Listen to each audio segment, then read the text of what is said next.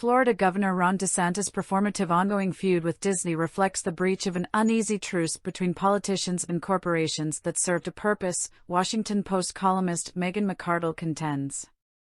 Sure, if politicians threatened a firm's bottom line, the business would fight back. But there were limits. Companies tended to conduct these battles politely, for fear of offending regulators who held a great deal of power over them, or customers who might disagree with them, McArdle writes.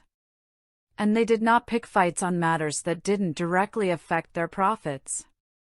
The truce started crumbling around a decade ago, McArdle writes, noting Florida's dispute with Disney over culture issues follows a corporate boycott of Indiana over a religious freedom law that LGBTQ+ advocates argued was discriminatory, and Delta's withdrawal of group discounts to the NRA and CEOs signing open letters in protest of new laws imperiling reproductive rights, among other disagreements between business and political leaders.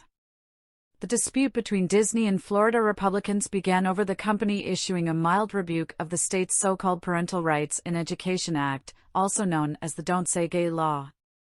DeSantis moved to eliminate Disney's unique status, in which assumes a governing role in the Reedy Creek Improvement District around Disney World, and has threatened to increase hotel taxes, add road tolls, or build a prison adjacent to its Orlando theme park. The Florida governor indicated the move was payback. If Disney wants to pick a fight, they chose the wrong guy, DeSantis said around the time of Reedy Creek Improvement District dispute. Disney alleges such moves are retaliatory and has filed a lawsuit against DeSantis.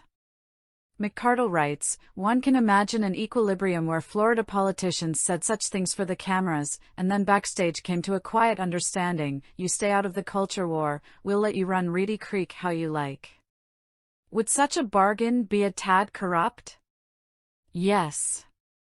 Would it undermine norms of free speech that ought to be upheld? Also yes. But American democracy is flexible enough to absorb a certain amount of low-grade line crossing, at least as long as politicians exercise some restraint, which DeSantis has not. Instead, he had to keep turning the screws for the cameras, most recently suggesting the state might jack up hotel taxes near Disney, add tolls to the roads, or even build a prison there. Disney had no interest in a protracted dispute with the Florida governor, McArdle writes, noting a Wall Street Journal report in which corporate leaders expressed concerns about how to avert becoming the next Disney.